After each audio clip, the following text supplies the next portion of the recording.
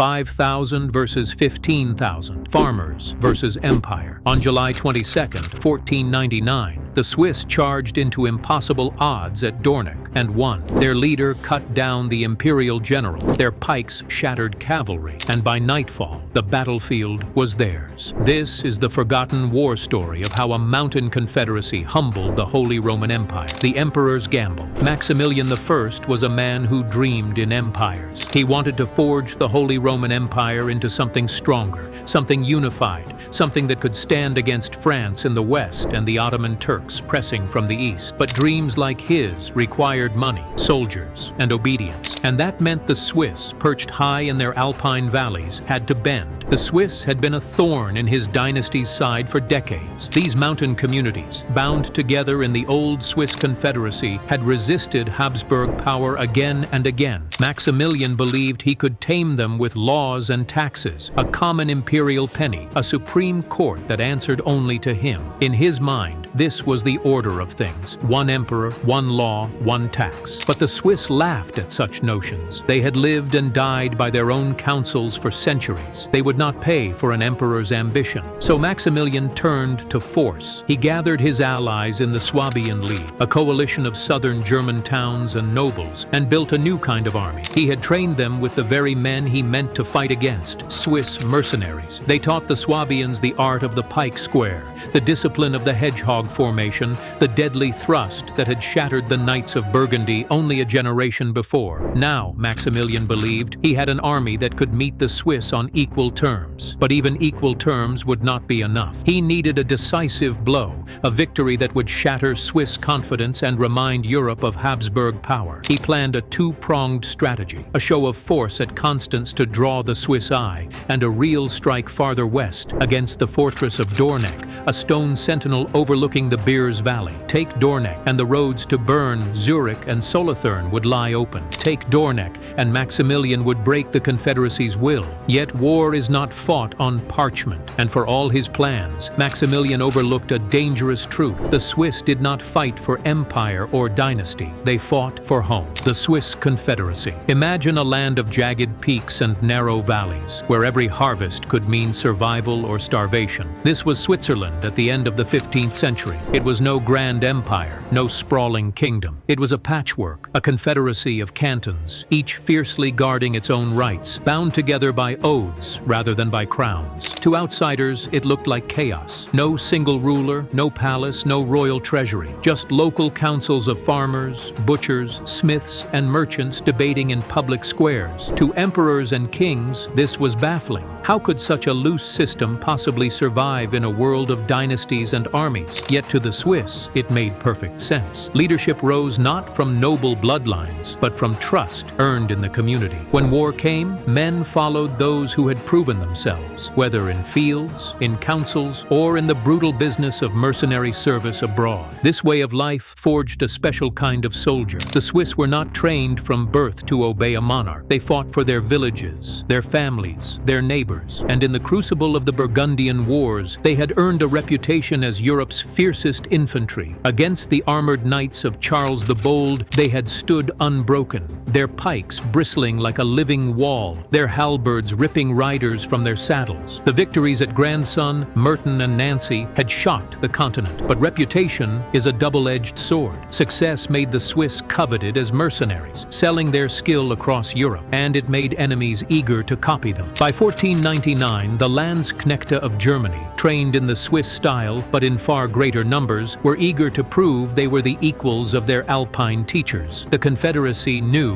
what was coming. When Maximilian moved, it would not just be another border raid. This would be a test of their very independence. Two armies, two styles. On one side marched the imperial host, a vast force of 10 to 15,000 men. Among them were conscripts pressed from villages, uncertain and unwilling. But at their core stood 2,000 hardened Landsknechte, mercenaries from the Rhineland and the Low Country. countries, drilled to fight in the Swiss manner. Their weapons mirrored those of their rivals: 18-foot pikes to hold the line, halberds for the deadly work of close combat, and the new harquebuses spitting smoke and fire. They moved in squares called Haufen, massive human blocks designed to grind forward with terrifying momentum. Supporting them were great cannons, dug into the earth and aimed at Dornach Castle, and riding among them were 1,100 cavalry, the feared Welsh Guard from Burgundy, armored horsemen whose charge could crush men like straw if the pikes broke. Yet, for all their shining steel, these knights were restless, unpaid, and more eager for plunder than loyalty. Facing them was an army a third their size, barely 5,000 men when they gathered in the woods above Dornach. They came from Solothurn, from Bern, from Zurich, and beyond. Farmers and craftsmen, joined by veterans who had fought for pay in France and Italy. Their formations were simpler but no less deadly. The Pike Square, or Gewalthaufen, a bristling fortress of men. At its edges, lines of pikes lowered to form an unbroken wall. Behind them, halberdiers waited, ready to surge out when the clash began. Musketeers fired from the gaps, adding smoke and terror to the storm of steel. This was not the clash of knights and peasants. It was the collision of two tactical systems, the Swiss who had perfected it, and the Germans who had learned it at their side. At Dornach, the question would be answered: could the students surpass their masters? The road to Dornach. The Swabian War had already scarred the borderlands. Villages burned, fields lay in ashes, and the Rhine Valley echoed with the cries of raids and reprisals. It was a conflict without grand strategy, more a contest of endurance and pride. But in July of 1499, Maximilian sought to change that. His eyes turned to Dornach Castle, perched above the Birs Valley. Whoever held it controlled the roads to Solothurn, Bern, and Zurich, the beating heart of the Swiss Confederacy. Take the castle, and the Swiss would be cut in two. Maximilian entrusted the task to Count Heinrich von Fürstenberg. By May, Fürstenberg had gathered his army in the Sundgau, south of Alsace. 10, perhaps 15,000 men answered his call, yet numbers can be deceiving. Many were raw recruits, little more than villagers in arms. Others were hardened Landsknechte eager for glory. The cannons were impressive, the cavalry renowned, but beneath the surface the cracks were already showing. Pay was late, discipline was thin, and instead of marching at once, Fürstenberg waited for horses, for provisions, for reasons lost to time. That hesitation gave the Swiss their chance. In Solothurn, Mayor Nicholas Conrad rallied 1,500 men and marched them to the village of Gempen, just 4 miles from Dornach. His task was simple: watch the Imperials, harass them if they advanced. But Conrad had greater ambition. He called for aid, and word raced across the Confederacy. From Bern came 3,000 men, furious at raids on their land. From Lucerne and Zug marched another 1,000, still days behind, but hurrying as fast as their legs would carry them. By the time Fürstenberg's troops began preparing their siege, the Swiss were already gathering in the shadows. And from the high ridge of Schartenfluh, Conrad looked down upon the imperial camp, sprawling, confident, and careless. He saw their games, their songs, their cannons half buried in earth, and he saw their mistake. No scouts, no pickets, no watch for what might be waiting in the forest.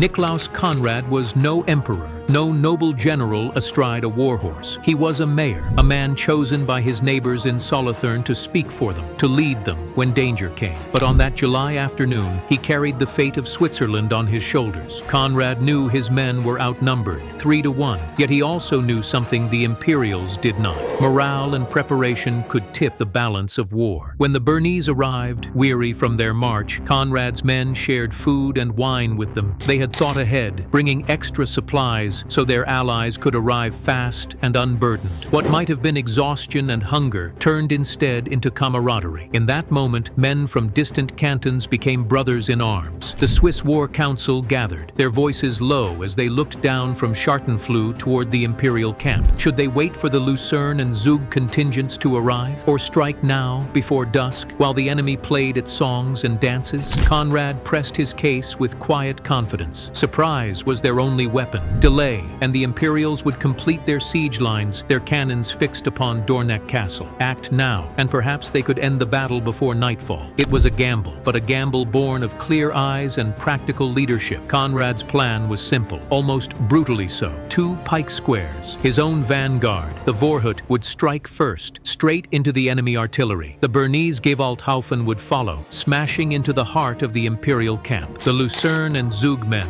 if they arrived in time, would form the Nachhut, the rear guard, to finish the fight. When the council agreed, Conrad turned to his men. They would march not along the open road, but through the thick forest. It would be noisy, slow, and dangerous, but it would be hidden, and hidden was their only hope. As the sun began its descent, 5,000 Swiss tightened their grips on pikes and halberds and followed Conrad into the trees. The forest above Dornach was thick and restless, its branches creaking in the summer breeze. Into this tangle of shadows pressed 5,000 Swiss soldiers, their pikes jutting like skeletal trees, their halberds clinking with every step. It was no silent march. The groan of wood, the thud of boots, the murmurs of men, all carried through the undergrowth. But still, the enemy heard nothing. The imperial camp below was alive with noise of its own. Drums, laughter, songs of mockery hurled at the absent Swiss. Some knights of the Welsh Guard idled near their horses, bored and impatient. Artillery crews dug pits for their great cannons, aligning them carefully toward Dornach Castle. And all the while, not a single rider was sent to patrol the woods. Conrad's men struggled forward, square formations bending and breaking against the trees. Yet discipline held. The Swiss knew the importance of cohesion, of keeping together even when the terrain resisted. Step by step, they emerged from the tree line, still locked in their pike blocks, ready to strike. Imagine standing in that vanguard. The air is heavy, your heart hammering as you clutch an 18-foot pike. Ahead, just beyond the last row of trees, you glimpse the bright banners of the Imperial, the glint of steel, the smoke of campfires. You know you are outnumbered, that this attack is a gamble against impossible odds. And yet, there is no hesitation. You are Swiss. You fight not for an emperor's coin, but for your canton, for your neighbors, for the freedom of your home. The signal was given. With a cry that split the forest air, the vanguard surged forward, bursting from the trees and charging straight toward the enemy guns. The imperial camp was caught off guard. Out of the forest thundered the Swiss vanguard, pikes leveled, voices raised in a roar that shattered the afternoon calm. Men in the fields froze mid-song, dice and tankards falling from their hands as the wall of steel bore down upon them. Niklaus Conrad led the charge himself, his Solothurn men splitting into two groups. One veered toward the smaller field guns, the other, Conrad's own, drove straight for the great siege cannons that had been aimed at Dornach Castle. The artillery crews had no time to react. Before the matches could be lit, the Swiss were upon them, halberds swinging, muskets cracking at close range. In moments, the guns were seized, their crews cut down or scattered into the chaos. Count Heinrich von Fürstenberg, commander of the imperial host, heard the noise and rode forward to see what was happening. Perhaps he expected only a raid, a nuisance. Instead, he rode straight into the pikes. His horse was dragged down and Fürstenberg himself was torn from the saddle,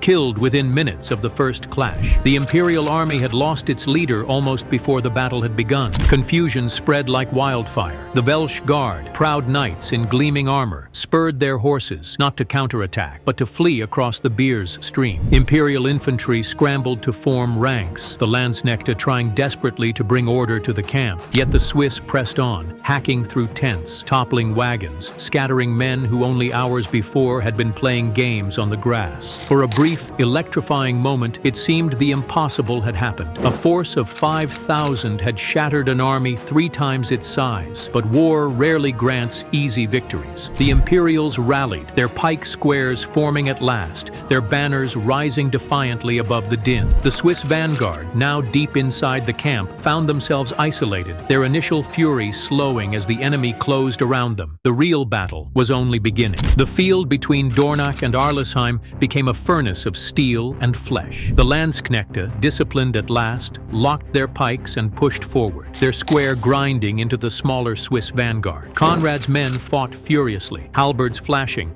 muskets spitting fire through the smoke, but they were too few. Slowly, relentlessly, the Imperials pressed them back toward the forest. Then came salvation. Out of the trees surged the Bernese Gewalthaufen, 3,000 strong, their pikes bristling like a storm of iron. They had fought their way through dense undergrowth, sweat pouring from their faces, but now they advanced with terrifying speed. The battered vanguard fell back and reformed with them, and together the Swiss lines stiffened into a single mass. What followed was not maneuver, but slaughter. Pike met pike, the two formations shoving and stabbing, each side trying to force the other to break. Halberdiers darted in and out, dragging men from the front ranks, cleaving through armor with desperate strength. Musketeers fired blindly through the press, the smoke curling into the summer air until day seemed to dim. The ground ran red. So many died upon one rise in the field that it earned a name still remembered: Blutbühl, Blood Hill. Hour after hour, the battle swayed, neither side able to shatter the other. The Swiss fought with the fury of men defending home. The Landsknechte fought with the discipline of soldiers, eager to prove themselves against their former masters. And yet, the Swiss were still outnumbered. Each surge met resistance. Each thrust met another wall of pikes. Exhaustion gnawed at them, the weight of armor, the heat of the sun, the endless push of bodies. Darkness was coming, and with it the danger of collapse. But far off, on the dusty road from Lucerne and Zug, horns began to sound. Reinforcements were coming, and with them the chance to break the stalemate. The horns of Lucerne. The sun dipped low, shadows stretching long across the fields. Both armies staggered, locked in a stalemate of blood and exhaustion. Then, from the north, a sound cut through the clash of steel, the deep blare of alpine horns echoing across the valley. The men of Lucerne and Zug had arrived. 1,000 fresh soldiers, marching hard from the morning, now pouring onto the battlefield as dusk fell. Their banners whipped in the evening wind, their shouts carried like thunder. For the weary Swiss, locked in combat, it was as if heaven itself had sent relief. The effect was electric. The Swiss lines surged forward with renewed fury, driving their pikes deeper into the enemy ranks. The Landsknecht, already drained from hours of brutal combat, faltered. What had been an even contest became a rout. The Welsh Guard, those armored cavalrymen once feared across Europe, were nowhere to be found.